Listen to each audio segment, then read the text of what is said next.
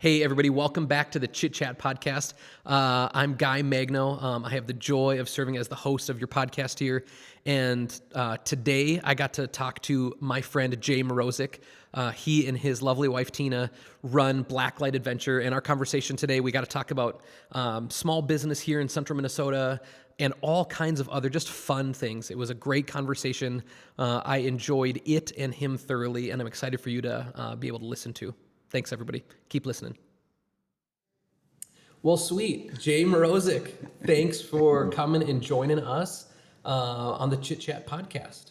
Guy, listen, thanks for having me. Yeah, absolutely. It's 3 p.m.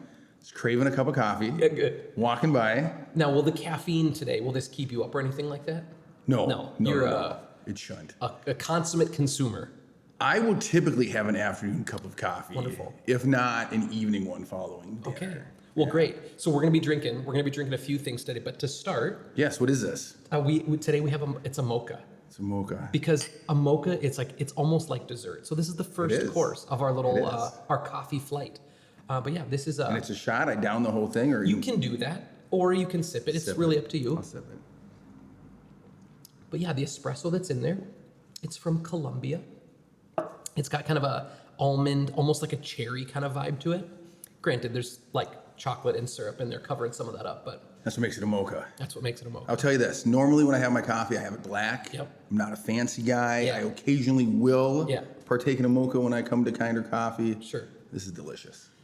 Well, I can't wait for the second course because we're gonna be I'm drinking. excited. We're gonna be drinking a real nice little cup of just straight black Okay. coffee. And I'm not a coffee connoisseur by any stretch of the imagination. So whatever all you right. bring me Wonderful. will probably be something new and exciting. Well, good. Jay, so the goal here of the Chit Chat Podcast is just to have good conversations with people that I love and look up to and people that are connected in our community.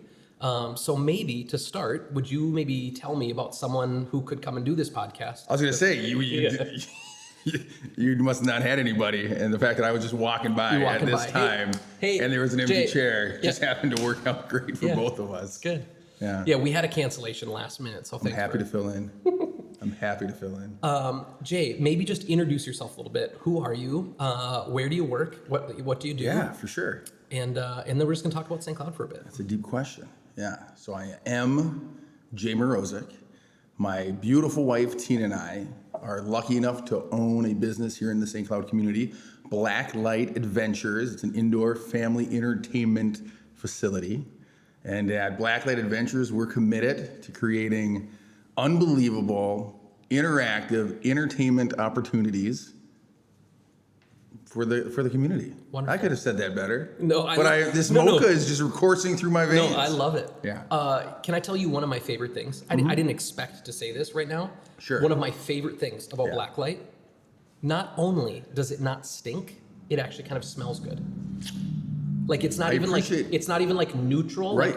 Like it actually, it's pleasant to be in it. And it's clean. I appreciate you noticing that. Yeah. There's two things. Let's hear it. Okay. Tina, right. Yes, it's all because of my wife. Yeah. None of it's because of me. Uh-huh. The odor they're trying to cover up might Right. be because of me, but the smell good stuff is definitely from her. When we created a place for families to come and gather and make memories together, we were very much aware that there is a stigma with family entertainment places. Sticky floors, outdated decor, dark, dingy, you're hiding something, and smelly. Because a lot of family entertainment places, people are moving and grooving, and you're working up a funk. I'm just going to be honest. Right. And so we really put a lot of thought and intention behind how to go against the grain of those, common thoughts about family entertainment. And one of them was the smell.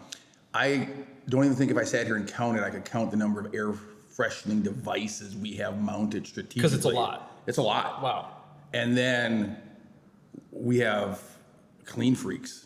We're lucky enough to have clean freaks that work for us. And so That are just like always on it. always on it, Yeah. always on it. So they want to keep it clean, bright, smelling good, feeling good. You wanted a place where people are comfortable spending time, where we've all been to places, not even family entertainment, just businesses where, just in general, where you're looking at your watch going, I cannot wait to get out of here. And we wanted to be the far opposite of that. Well done. It was. Thank you, sir. It was palpable the first time I was there. Just like, oh, I don't feel gross at all. This is really, really nice to be here. I will let our team know that you felt that way, and it will make their day. Because they strive for that. Cool.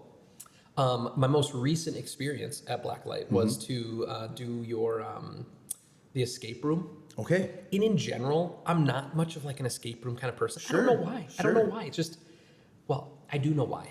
Well, I think some of my early experiences were with like big groups of people. Yeah. And when you go with a big group of people, the dynamics of like who's going to be the person to like kind of become a bully. Yep. And like they think that, like just that thing. And that thing was just, I just didn't like that. So like that kind of stigma, I think, has settled for me but I went with just my children, me and my 11-year-old boy and my 9-year-old daughter. We did the diner one. Beautiful. Which was so much fun. It was so much fun. And my kids thought, like that, just like it's going to be some easy little puzzle, like some 50-piece kid puzzle.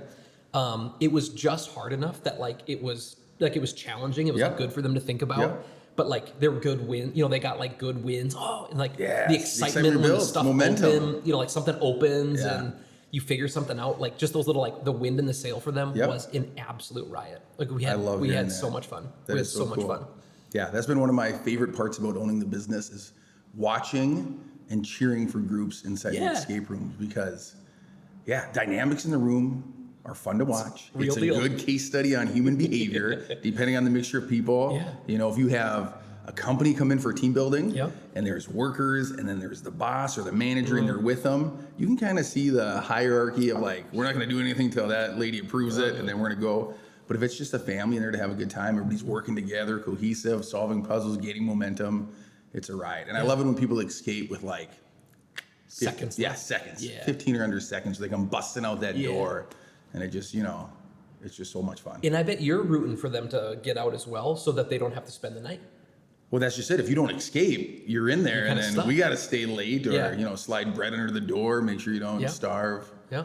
In an ideal world, in all honesty, in an ideal world, I would love it if every group got out with like 5 seconds left, because the adventure itself can be amazing. But human nature is if you don't escape, if you don't complete the task that you were trying to, you kind of leave deflated. I don't want people to leave deflated. I want them to go out. And here's the deal: we did not escape. But again, I was there with my children. I could see it in your eyes, the deflation that I was just talking about. Well, I mean, there was a lot of tears. Sure. By me primarily. Your kids consoled you though. They did. Because you seem good now. Yeah. I actually think it was kind of fun that we didn't get out. Sure. Because like I think it set the expectation for the next time we go and do one that like it's we got far enough in it that they felt like the excitement of like the accomplishment of it, but that it wasn't like instantly. It wasn't just something that there was like a guarantee of victory on it. I think that where they're at in their kind of like development with like, being good sports and stuff like that, kind of in their just human development. It was kind of nice that we didn't complete it. Do they want to would they come back and do the same room? Because we have people who don't get out. Like it bothers them, like they want to see the end, and so they come back and they do it again to get that sense of accomplishment. Or do you think they're ready for their next room? We were close enough to the end that they showed you like the final step. They showed us the final step, which was like whoever I wish I could remember her name right now because she was just lovely. I wish I could just. They all are, so I can't even take a guess. Yeah, but she was just lovely, and she was great with the kids, and she kind of like held our hand through a couple and like. We'd get stuck for something and, because we had kind of told her like, hey, we wouldn't mind a little bit of help or whatever. Yeah, for sure. And she was like, I wonder about, nice. Look at that thing over on the wall. Like just a little nudge for the kids. It was just really, really well fantastic. Done. Yeah. And do you guys still have the alien one right now? Yeah, so right now we have the 50s diner. Yeah, that's what we did. And we have Crash Landing, which is like an Area 51 type vibe. Yeah. Upscale technology warehouse. A little harder? Is it a little harder? A little more challenging. Right now it's got a smaller escape rate, so less people get out of Crash Landing. But that will also change too, because the longer a room's around, like now that you've done the diner, you might be sitting down with some friends for dinner and be like, hey, we did this escape room and the kids got to do this and then this thing opened. Yeah. And so then they have a little piece of information. So if ever they come do it, they'll be able to get a little bit further. The diner, I love that one. It's probably my favorite one that we've put together. But it is leaving. There's another one that we just started planning. We just finalized the story, the planning, and so now we start the building, and so the diner will leave this summer. So here's the deal. We got to come and do I'm a little bit nervous about the alien one. Like if it's a little harder, just like if I come with just my kids. It's a little bit more challenging. I think you guys would do fine. Okay. And you do encounter an alien. This is fine. Through the course of the room, and it is a very cute, very friendly alien voiced by my 10-year-old son. All right. And so your kids, when you get to that point, your kids will love it. Fun. Yeah. Cool. But yeah, when this summer, when the new one comes, we'll be in line at the beginning to Thank go you, do sir. it. And I would say that your escape room is at least as good as the other ones. I love that. Yeah, that's a true compliment. Yeah. Jay and I were at Chamber at one point, and someone came up to him and to compliment him. To a compliment, yeah. It was very upbeat. It was very positive interaction. Yeah. He said, "I think it was at least as good." The other ones I've done. And Jay and I just looked at each other like, it's a unique compliment. It is, but again, set the bar low in life. Like, yeah, like, hey, I'm just as good. Yeah. I think the sentiment was the other places that they only do that thing. Yes. And so like you're doing all these other things, and then on top of it, it was as good. I think that was the sentiment too. Yeah, it's not the sole thing that we've dedicated our focus on. Yeah. And so that we have, the fact that we have amazing laser tag and amazing virtuality, plus our escape rooms are just as good as other places. I think that's what he's going for too. It was a nice moment. And now it's something you and I can share. It is. Yeah, it's very good. It's great. Well, sweet. And I'm going to ask you a question right now, and you can go for it. Anything? You ask it. I'm going to take another sip of this. That's great. Unbelievable. Is there anything fun or new coming in the upcoming year for Blacklight? Yes. Is there anything fun and new coming this year at Blacklight that you can talk about that I can share? Yeah. Gosh, I don't know when this podcast officially drops. Do I sound hip when I say drops, or do I sound like an old man? No. I think drops it is. Okay. But I'm also old, and so I don't know. Okay. So when people can pick this up after it's dropped, there may be exciting stuff that is announced. But we are always looking to better what we do, expand what we do. How can we take our philosophies from inside our four walls, outside those four walls? And so we have been working very hard on some stuff that I'm really excited about. Cool. And so I do think 2024 is going to be an exciting year. It's going to be an adventure. Do you think that the listeners of this podcast right now, do you think they've picked up on the fact that maybe I know a little bit? And will they at least, even though you didn't answer the question, that they're going to think, Guy's pretty cool because he obviously has an inside scoop? Gosh, I don't know. Do you think that they've picked that up? Part of me wants to say yes, but... Okay. What about now? Now, for sure, they're thinking something. Oh, good. Yeah. Oof, you were subtle in your hint of knowledge, but yeah, we have been working very hard on some stuff that I'm excited about. That's sweet. And so, yeah, it should be a good year. That's great. Okay, Jay, I know that your career before this, you were a youth pastor. Well, I don't call myself a youth pastor because I never went to seminary. I didn't have a pastoral license. Youth leader? I am a licensed educator. I went to school for elementary education. Okay, so I was licensed as of maybe last year. My license expired. I didn't renew it. Finally lapsed. They finally said we can't let this guy in a classroom anymore. This guy can't come I was a licensed teacher. That's what I went to school for. But I ran a children's ministry at a church. And so I would call my title was director of children's ministry. And so there was talk about calling me a pastor, but I just feel like that's such a, such a calling in life and such a cool title that I didn't feel right. Sure. So director. So I guess even there though, like I didn't know about your the education piece or about being a teacher. Yeah. And so with your education and your background in education and also then just youth ministry. Yeah. Like, do you think that those things, did they play a role in your guys's excitement to do this, your ability to do this, your success in this? How is some of that past? 100% contributed to our desire to do this. Sure. Because part of what we noticed, my wife ran the children's ministry with me. She had a full-time job. She's crazy smart, crazy good. She was a human resource manager for a very long time, and I somehow talked her into leaving her a really nice job to come work at children's ministry with me, and she did. And so we ran that together, and we noticed that just in everyday life, there's so much that pulls families in opposite directions. Yeah. Kids will go to school, parents go to work. If kids are involved in an after-school activity, they got practice, or they got games, or they got rehearsals. Parents might have meetings. If mom or dad are involved in some kind of hobby or activity, they'll get pulled in a direction. Even coming to church on Sunday mornings, we noticed adults would go to what we called big church, right, and then kids would come to kids ministry. Little church then. Little church. Big tiny church. Little church. Yeah, tiny church.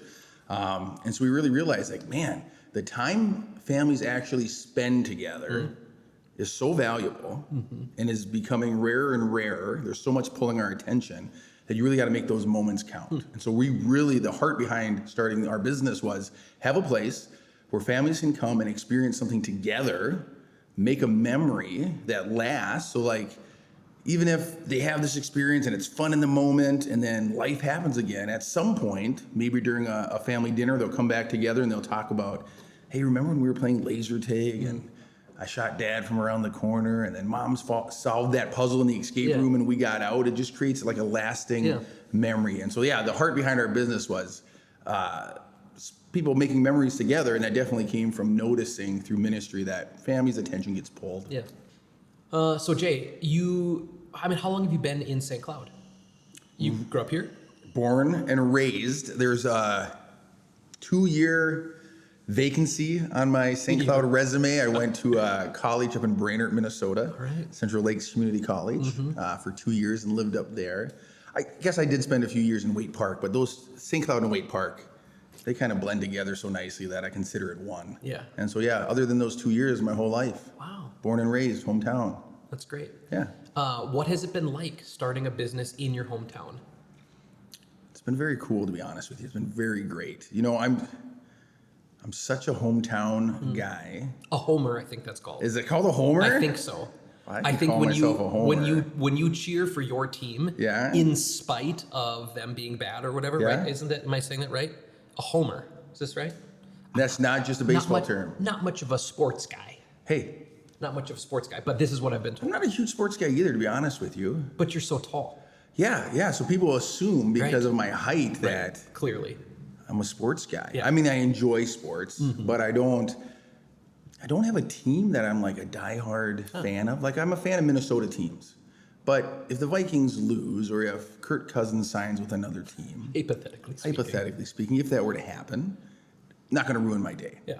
I sometimes are envious of guys who have like that live and die for a certain team. You know, they have something to like. There's kind of fun about it. There is something fun about that, and I don't have that either. But I am a fan of St. Cloud, and I have lived here my whole life, and it is cool having a business in your hometown. And I'm sure there is something very romantic. You know, a lot of people talk about getting out of their hometown, spreading their wings, flying, going places. I felt that. You know? Right after high school, I felt that. So where'd you go? I went to school in the cities. Okay. But then like the draw. Right after school, man, like Cassie and I got married in the cities, and we just like, we started talking about having kiddos, and it was just like a homing beacon, just like coming home and being by family and being in our place. Because sometimes, you talked about the term homer, but sometimes there is a term for people that don't leave their hometown. I'm trying to think of what it is, but it's in like an unflattering light. Loser. That might be it. That was incredible. That was awesome. Lifer. Is it lifer? Yeah. A lifer. Sometimes in movies and stuff, they play them out. That's what I was kind of getting at. They play them out like they're like people that don't leave. They're kind of like losers. And I'm sure there's something very romantic about leaving your hometown, establishing your own life somewhere else, maybe settling down, having a family, and then coming back to your hometown and kind of this nostalgia of driving around the old stomping ground. But when you live in your hometown, like, you're interacting with the same places you grew up interacting. So if my kids and I are out for a bike ride or a drive, I can point to a park and say, that's where, you know, in 6th grade, that's where, you know, we celebrated the last day of school at that park. And so I just love that my kids are getting to interact and see the same things I kind of interact and grew up with. And so to have a business here, it's a little bit of it's very cool, but if I think about it too long, then it kind of weirds me out because there's this business where people go and interact with things that was never there when I was a kid. And it's, it's very humbling because my wife and I open this thing and people come through the doors and they partake and they like and they come back and they do it again. And so it's very surreal, I think is probably the best word. Yeah, it's kind of surreal. It's cool. So I was in the metro, and then when we moved back up here, I remember just friends of ours who were in the metro at the time, they asked with like exasperation, like why would you leave the metro? The big city. Yeah. There's everything here. Like the energy of it and all that bright stuff. lights. And it never sleeps. I think that city that never sleeps, I think that's about Minneapolis. That's my assumption. Yeah. I can't be about anything else. Yeah. But I just remember telling people like if you don't know it, like it might be hard to tell, like you're completely enthralled with like the buzz of the big city. Yeah. But it's hard to like tell you just like how special. I mean, I hope most people understand like wherever home is, just like how special that thing is. Yeah. But I just love this community. I love, having started a business here. I love that I know so many of the people that walk through the front door, and so many of the people that we do business with are like, I realized it years ago, but just like, wow, so many of these like business relationships that I have, these started way before I ever had a business. Like this is just like being a part of this community. Sure. Started when I was a kid. Yeah. And it's just been a really fun part of running and starting a business here. Yeah. There's some, that word home that you hit on. That's really, it feels like home. Mm-hmm. Yeah. So, Jay, are you ready for the second course of our little coffee flight? I am so excited. We're going to drink a pour over. Excited. Taylor, thank you so much. Thank you. Okay, Jay, are you ready? So this is a light roast. Which happens to be my favorite type of roast. For real? Did you guys do some research? We maybe sent an email. Email to do a little research. So tell me, I prefer a light roast. Yep. And I always assumed maybe because I didn't like the taste of coffee. Okay. But what is the difference between light and dark roast? It's a great question. So, I mean, in general, coffee is going to taste like the bean that it's made from, right? And each bean is different because they come from drastically different parts of the world, and they've had different rain and different elevations. So there's all these different things that kind of like affect the flavor of what a bean can or will taste like. Sure. So there's this like fun uniqueness that's inside of each bean. But the problem with dark roasts, it's an amount of time that bean that starts green is in the roaster. Have you ever smelled green coffee before? No. Green coffee, it smells almost like you're mowing your lawn. It's like the clippings, like the grass clippings. Delicious. Yeah, really. It's really, really vegetal. Okay. But anyway, the longer that you roast it, what you're doing is you're kind of roasting out some of the like specific nuance in that bean.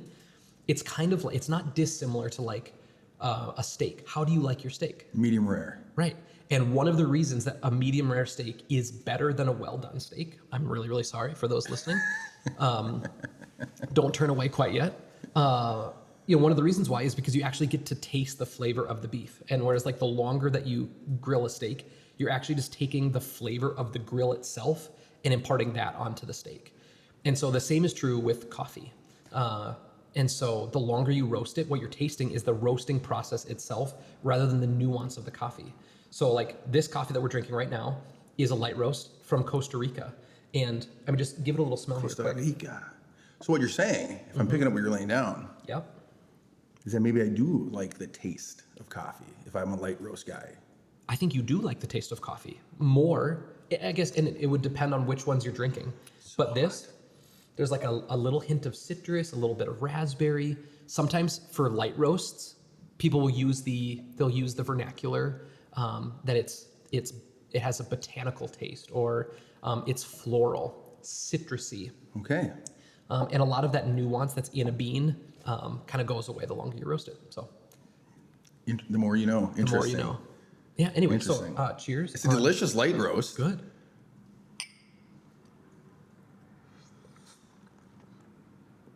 Yeah, it's fun. So good. Good. This is, I mean, it looks amazing. Right. In a clear glass. Isn't that kind of And fun? now I can go commit a crime because my fingerprints are definitely burnt off Oh, good. from holding this as you explain the Yeah. difference Yeah. between dark and light. That's good. Maybe that's a note that we should have. No. a You have handle. to be able to visually see it. It's kind of nice, Yes. a little cup.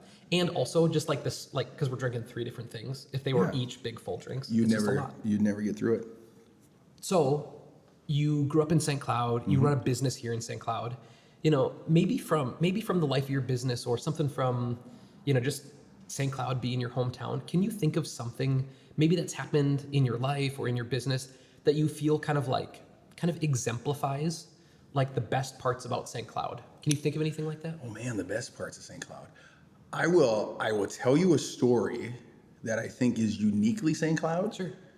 I don't know for a fact that it's unique to St. Cloud, but I've never seen it or experienced it in all my travels. And who cares? And who cares if if it I happens had? somewhere else? But it was uniquely St. Cloud.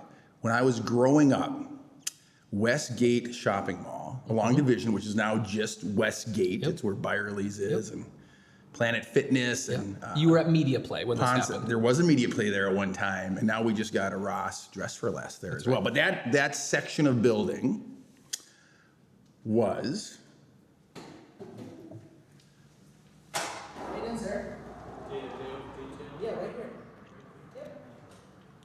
That's just real life stuff there. Dale's Auto Detailing, it's next door. I think we should leave it in. Yeah. Uniquely Minnesota, you're doing a podcast, or St. Cloud, you're doing a podcast, and a guy knocks on the door and says, "Hey, where's Dale's Auto Detailing? Dale's?" Yeah. If you listen, you'll hear the music, sir. If you just That's right. follow the tune. So I will tell you a story that I think is uniquely Great. St. Cloud. It may not be. I've never experienced it or seen it anywhere else in my life, but I experienced it here, so I'll tell the story. Westgate Shopping Mall, which is now just Westgate. It's along Division Street where Byerly's and some other wonderful businesses are. When I was a young man, that was a shopping mall, the Westgate Shopping Mall. Before that, it was where the original Rocks baseball stadium was. And so I was not around for the Rocks baseball stadium, but the shopping mall had the original Rocks home plate still like in the ground where home plate was at the stadium. So you could see that. And I remember thinking that was very cool as a young boy. But the thing that is uniquely St. Cloud, at least I think it is, we would go to the Westgate Shopping Mall in December at Christmas time, and they would have this area of the mall that had this beautiful long fountain. People could throw pennies into it. But on one side of that fountain was a huge evergreen Christmas tree.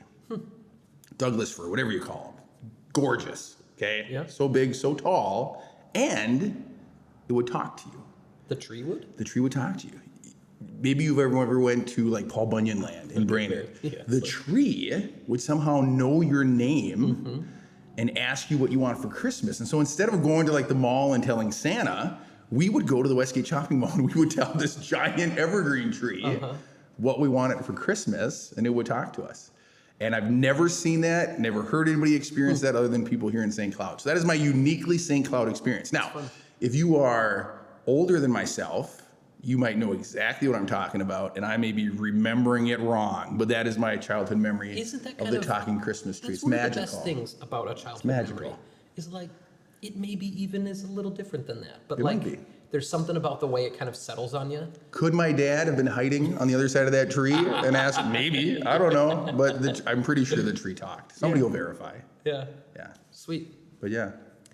I think one of the things that's fun about our community is the way that, and again, I know stuff like this happens other places, but again, it feels just really palpable here. If someone has a need, you know, someone falls on hard times or there's a health crisis or something, the way that people who are even strangers will like kind of rally around that person and that business or that family just feels really, really, really special. Like we kind of take care of each other, you know, I go with talking Christmas tree, and you go with people. But isn't that the joy? Isn't that the joy? Your answer's so much better than mine. But why what do can't you it like be about your both? hometown? Back in '84, But we had why a can't it talking be Christmas both? tree. Why can't it be both? Are you saying a talking tree that helps people? It should be both. Right. We should have that. Yeah. No, you're absolutely right. Yeah. St. Cloud is one of those towns. It's, at least growing up, And I think maybe you lose touch being a hometown guy growing up because you have that nostalgic feeling. But very much growing up, it was almost like it had the small town feel that you would love, but it had like the big city amenities. Like I remember people used to come to St. Cloud for like their back to school shopping. Right.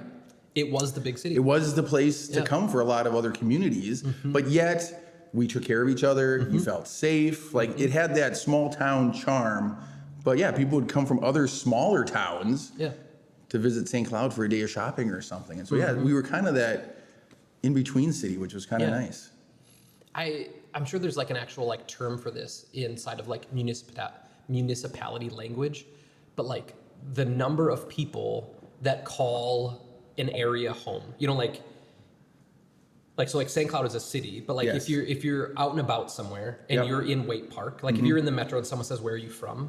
Like, I think a lot of those people probably say that they're from St. Cloud, right? They're from like, St. Cloud is greater metropolitan area. I think St. Cloud's a dot on the map where some of the other smaller towns. And how big is our dot? You know, and again, I'm sure this is like a known or a Googleable thing. Yeah, but standard punctuation period, I think. Yeah, depending on the map. Yeah, right. Yeah, but like, you know, I bet you there's a large chunk of like our farm and rural community. You know, north and west of us, maybe. Yeah. And maybe even east of us, I don't know, who would call St. Cloud home. You know, like it feels like it's the home for a pretty large chunk of our state. I think you're right. And like when we did our business plan, you take into account the population and, you know, the St. Cloud metro areas. I think what we called it. Sure. But yeah, the surrounding cities, because they interact with our community just as much as people that have a St. Cloud address. Yeah. Yep. Does this say Kinder Coffee on this side too, or just facing us? Just facing you. Oh, that's The point isn't... You don't want to plug? No. Okay. Yeah. So like I wouldn't have even called it Munsinger. Well, they're not recording. I think they're recording. Oh, okay. Yeah. Oh, you've called live it right now. Oh, you've called it. I called it a light roast. Sure. Yeah. You won't plug that it's Munsinger roast? Well, no. I mean, it's because... You don't think the giant neon Kinder sign in the back gives it away? It's not. I mean, the giant logo that you're referring to is not actually in the shot. Oh, it's not? No. Okay. Yeah. What logo? What logo? We just happen to be sitting at Kinder Coffee Lab, which we all... This is great. Listen, that's another... We should save this for when we're recording. But, or maybe we are recording. I don't think it stops. Okay. It gets going. Well, I'll save it for another answer, because one of the things I do like about our community is like, you won't find Kinder, at least yet, in another community. That's right. Yeah, true. You know? Yeah. And so I like that we have a number of those businesses that are uniquely St. Cloud. How about, give me a few of your favorites. Like what are some of the, what do you think, what are some of the gems? Is this shameless plug time? It's not shameless plug time? It could be shameless plug time. What are some of my favorite businesses? Yeah, like do you got are there a couple of little gems that like maybe people don't know about or people would love to hear about? Something that you think just kind of makes St. Cloud, and they just make St. Cloud special. I think if you have an appliance that is like... Tell me, where are we going? The appliance repair center on 3rd. Have you been in there? I have been there. That man can fix just about anything. Yeah. Friendly. Yeah. Yeah. Have you really been there? Yeah. Yeah, that's a great little... Yeah. It's cool. I don't know if many towns have like an appliance repair place where you can, as just a commoner, like I'm not I don't sell ovens or... I think it's either true that towns don't have something like that or every town has that. And it could be, I think it's either of those. You think so? Yeah. That's interesting. Yeah. Like, do you think most towns, there's the guy that sharpens the lawnmower blades? Gosh. Right? Don't you think think that's a good question. There probably is a guy that does it. Right. Bob's Blades. Yeah. You know what's interesting about towns is like locally owned small businesses are like the lifeblood of a community. 100%. Okay? 100%. But yet we're not living in the age where like mom and pop stores are a commonplace. Like mom and pop stores used to be everything you find in a town was like a locally owned small business. It was the only option. And then people figured out that, hey, I could put up a superstore that has a little bit of everything, and the customers can all come to me. And mom and pop stores really suffered. Yeah. But yet here we are living in an age where like big box retailers and locally owned small businesses are cohabitating in this community and making it work.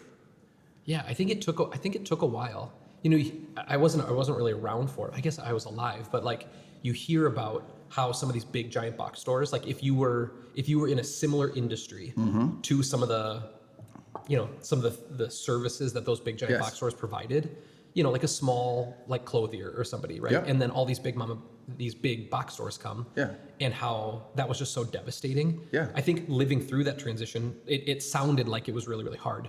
But I think somehow we have kind of figured out like what people have kind of figured out, like this is a niche that I can kind of get successful at and really good at, that a big box store will never be able to kind of compete with. There's something about like that relationship and that one-on-one attention that a big box store will never be able to compete with. And so I think we've, as a culture, small business culture, we've kind of figured out like where are the holes inside of the big giant retail game that I can be really, really successful at.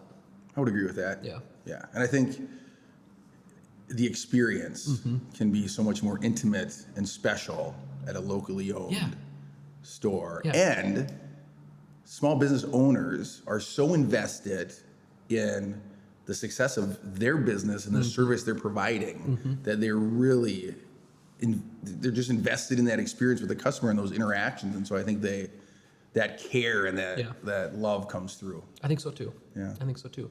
Did you hear about that there's a new Walmart coming to town specializing in laser tag?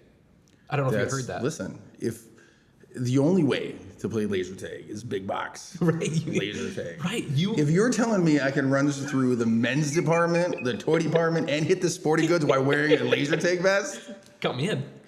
Yeah. Count me in. That's right. Yeah. Good. Yeah. All right. I think. All right. It's round 3. We got to finish this, my friend. We don't have to. That one looks thick. I like that. It's dessert. It looks like pudding. Is it decaf? Thank you. Is it a pudding cup? It looks thick. Does it come with a spoon? What do you call those straws that have spoons built into the bottom?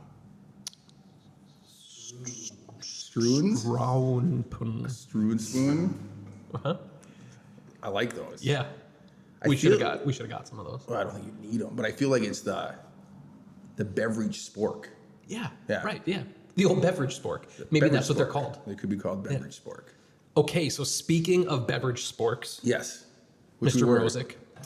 Next, our third and final course. Which, bring it in, Taylor. I mean, here's the deal: you don't even need to like. Oh, okay, I could. It's too good not to drink. Right. Thank you. So sir. for our third and final course, we have a decaf because it is 4 p.m. A decaf caramel blended drink. Doesn't a blended drink kind of feel a little bit kind of desserty? It does. It smells so good and it looks so good. Again, it's the same, the espresso bean that's in there is a Colombian. Can we just be honest and talk about the difficulties of drinking a thick drink with a mustache? Oh, yeah. Yeah. And I'm brand new. I'm brand new to this game. Are you new to it? Yeah, I mean, just a couple years. I'm 38 and I've had a mustache now for just a couple years. It looks great on you. Wow. And it's a nice one. Wow. Yeah. But you do have a little, what do you call this? It's like a blended drink. You know, a little blended drink on your mustache. Yeah. A Beverage Spork would really solve this dilemma. You're not wrong. That a Beverage Spork. We'll have to take a note. Oh, Taylor. I should have been. Taylor for the win. I don't know how he knew. I should have been a responsible guest and got more in my mustache than you got in yours. That would have been kind. It would have been kind. That's not about being a guest. That's about being a friend. That's just being a talking Christmas tree. Looking out for other people. We covered that already. We did. And now they have to leave it in because I referenced it. That's right. That is delicious. Yeah. Okay, so I mean, I don't know if we kind of started talking about it, but what are just a couple of the gems that you think kind of make St. Cloud special? I was being honest. I am a fan of the Appliance Repair Center. Awesome. Agreed. They'll have oddball parts that if you're in need of repairing something, and I'm sure you could jump on the Google machine and find it somewhere, but if you need it like now or need to talk to somebody face to face that can tell you how to put this part where it needs to go, they're a great little place. I mean, we're talking coffee shops, and I would be remiss if I didn't mention Kinder Coffee. Am I saying that right? You're saying it, which is all that I'm matters. saying it, that's all that matters.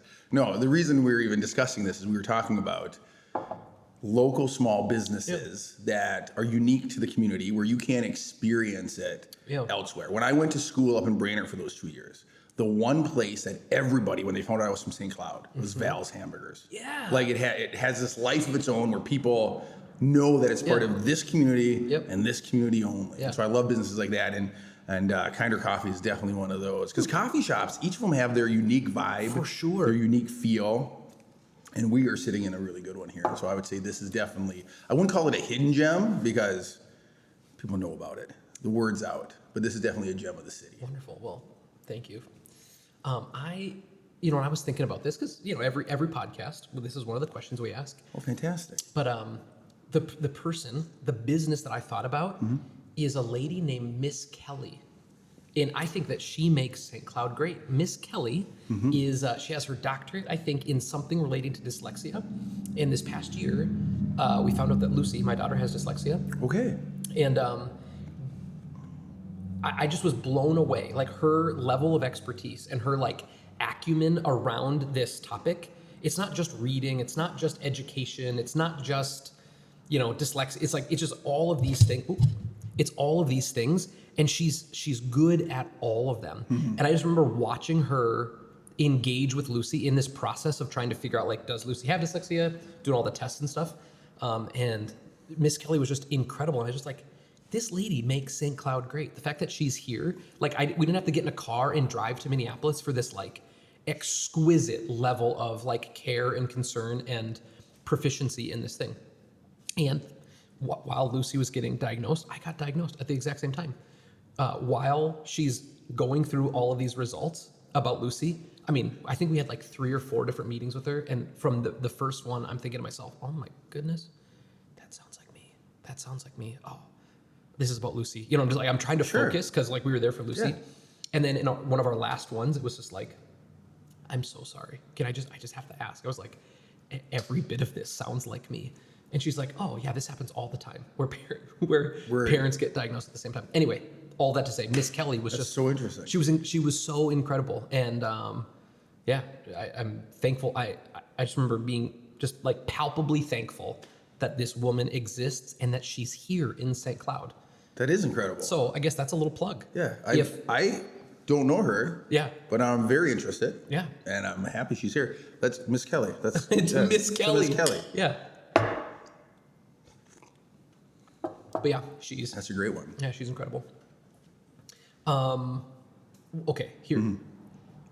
The thing that was kind of like the proverbial nail in the coffin was she sets down this sheet of paper, and it was, I think one of the things that she's kind of trying to do is she's trying to like educate parents on like, this isn't a death sentence for your kid, And so I think in case there are parents that are kind of like, they're just devastated about this diagnosis, which we weren't at all by God's grace, but I think that's part of her job is she's trying to like make sure that parents are okay.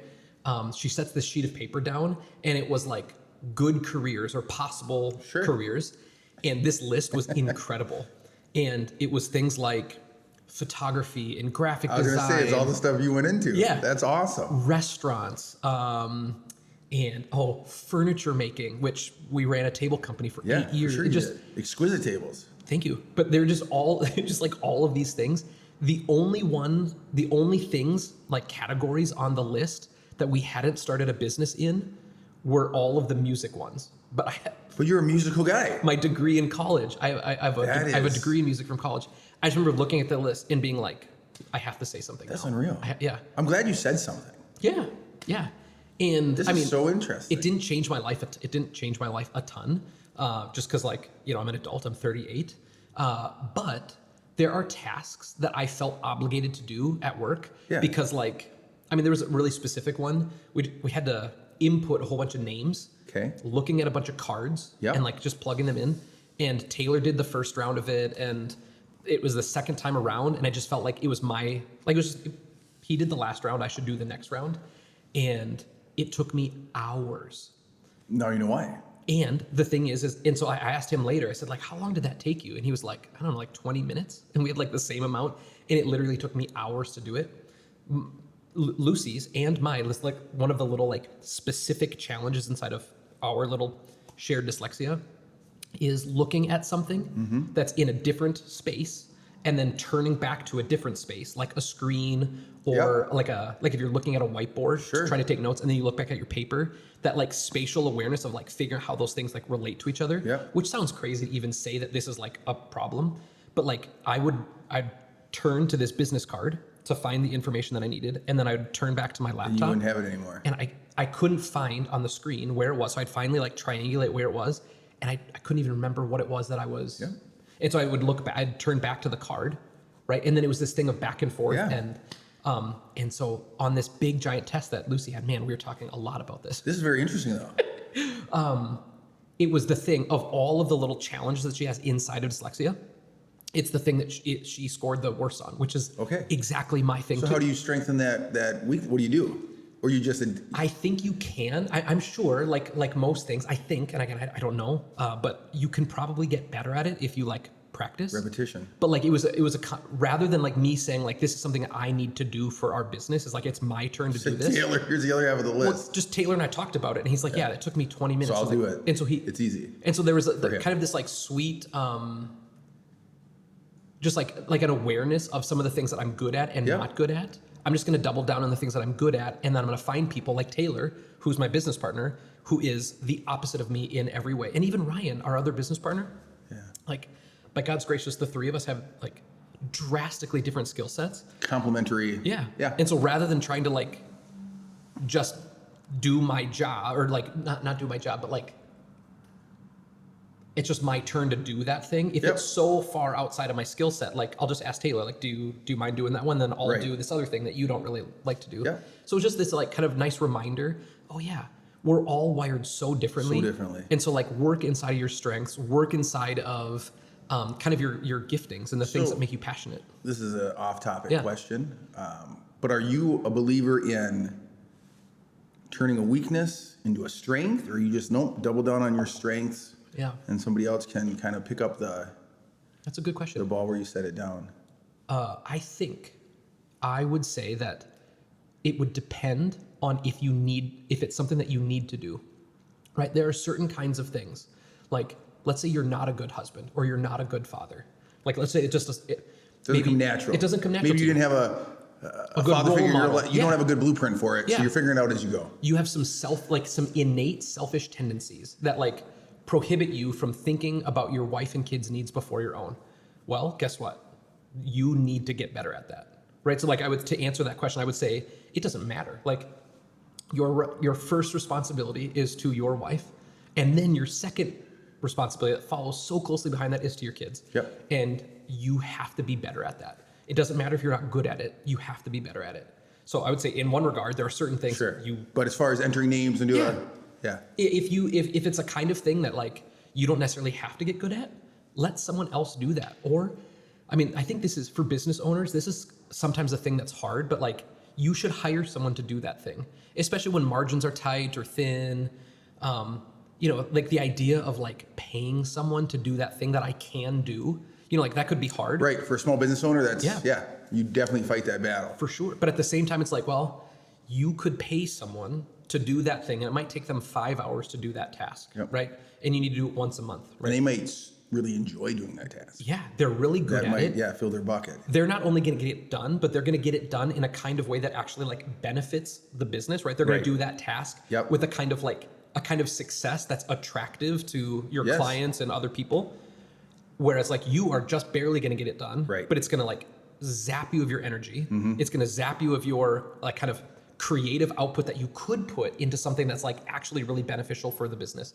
And so I'd say for those kinds of things, you should really exciting, like with kind of joy, you should hand those things over. And so maybe it depends on what that task is. But if it's not important, you should absolutely let it go. What do you think? I think I agree with you. I think your examples were right on, and this is so delicious. I think my wife would really like this. I'm thinking about her. Not anything to do with what you said about your example about, thinking about your wife. And you don't think that your wife would think it's a good idea for you to be a better husband? She would, 100%. But I'm dead serious. My wife would love this. So you're saying your wife would love to drink? Yeah, well, you think I was, yeah. And so I think I need to bring her here for one of these. All right. But yeah, I Cool. agree. That's great. Jay, can I actually tell you something? Yeah. Today, as I was kind of like mentally preparing for our podcast. Yeah. I was just thinking about like what are some of the things that I like love about you, like I kind of respect about you.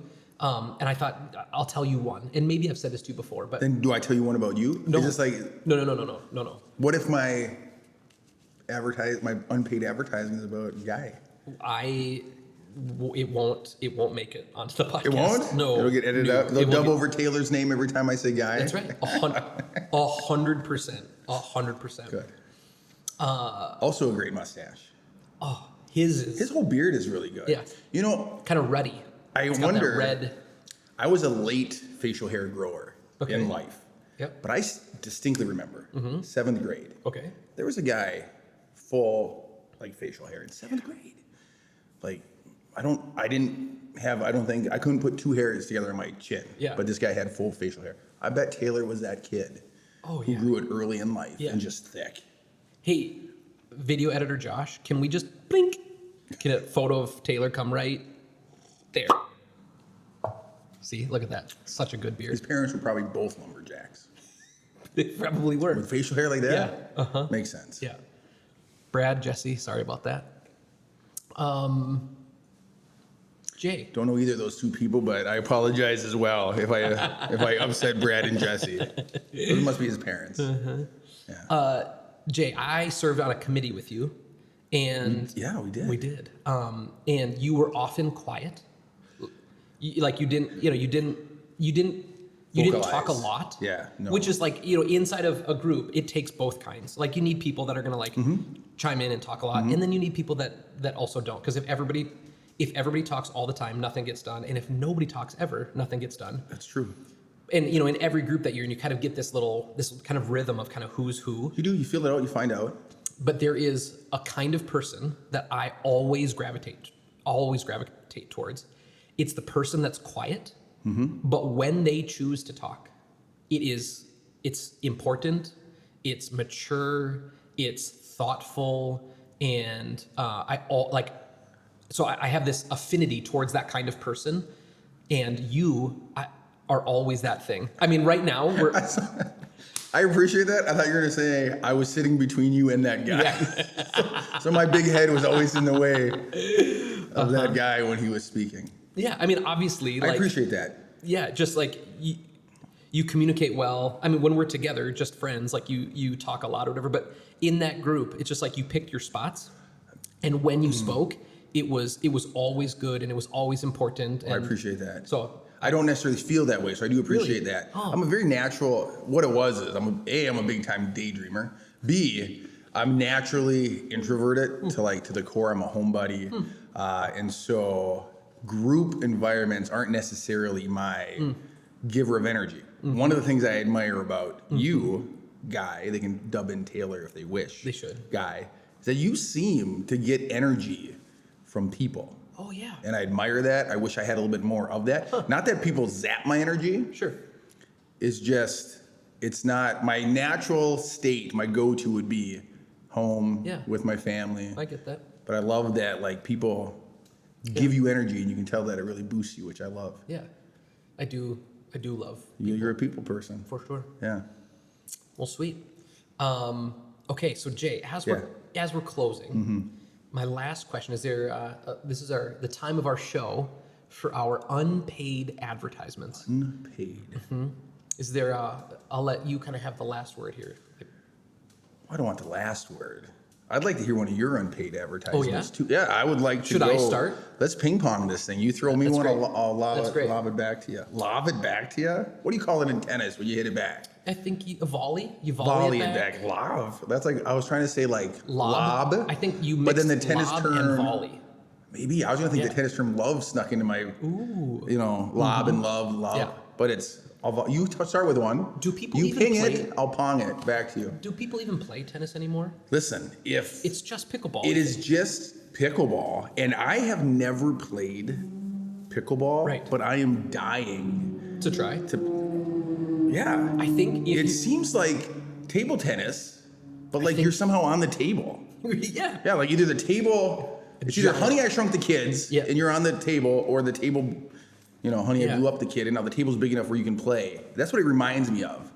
My fear is the pickleball courts are so busy, and I think people take their pickleball real serious. Yeah. So I have two fears.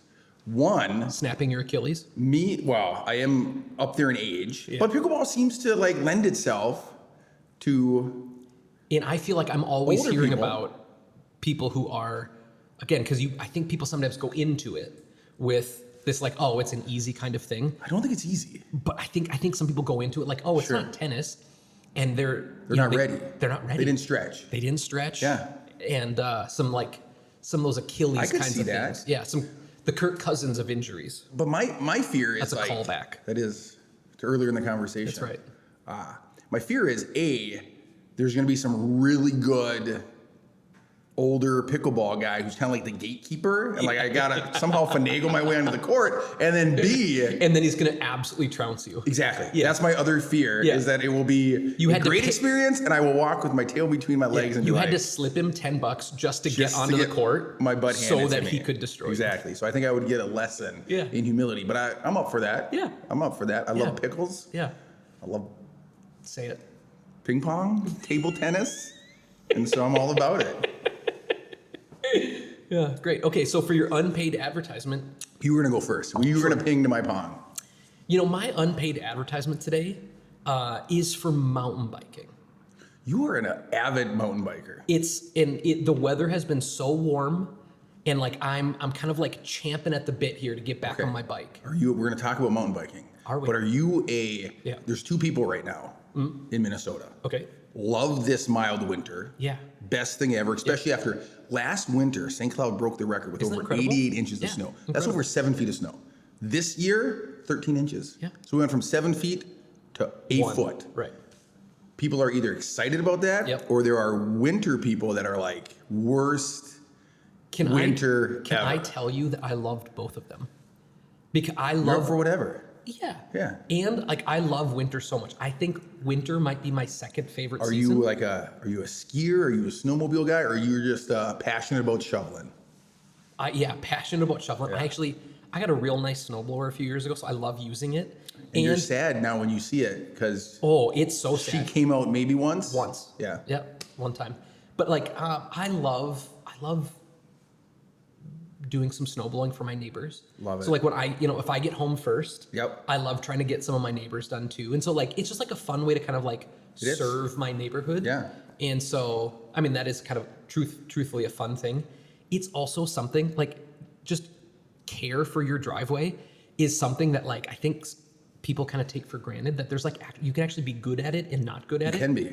My father was fastidious about the driveway, and so like I learned from maybe the GOAT of driveway care. So are you I have to go out and do it before anyone drives on it? Because once you drive on it, it's packed down. that's right. It's not coming off. So are you like I I've hope got to that I beat have- everybody out there? I hope that I have like a good, kind of a good perspective on it. If it's going to be warm and it's not a lot of snow, I don't mind. You let Mother Nature do her job. That's right.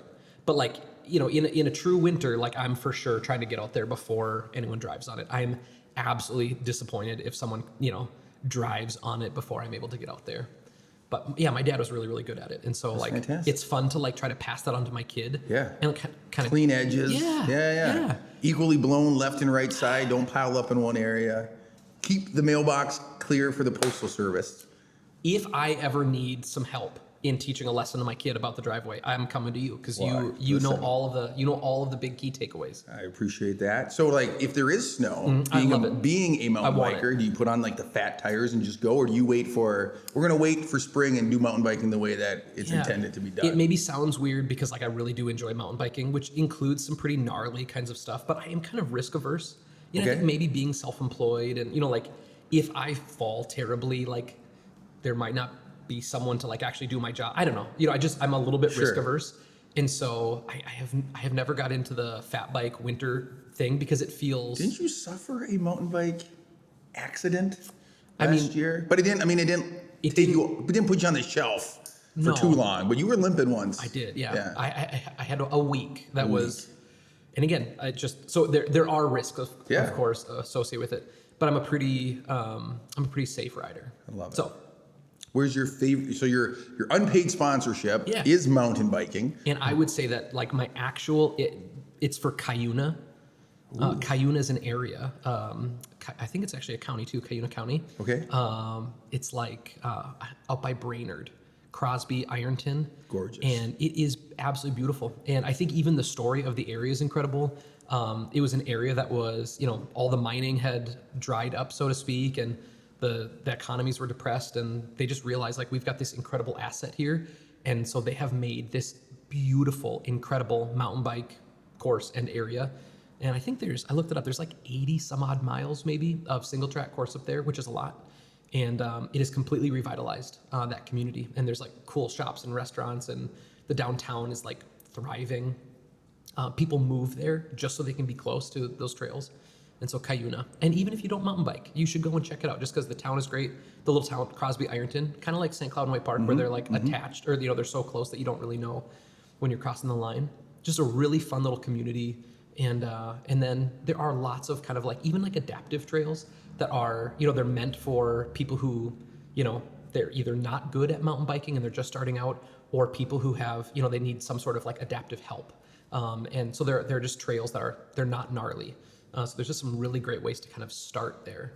And so I would highly recommend just going and checking it out. That's fantastic. Cuyuna. And Jay, how about you? What's your unpaid advertisement? Unpaid advertisement would be, I have to think now because there's a business in town that my sons and I frequent, and I want to get the name right because we have kind of a nickname for the business. And so before I say what it is, I want to make sure I have the name right. So you have to put some, I don't know, some waiting music or something, or cut this.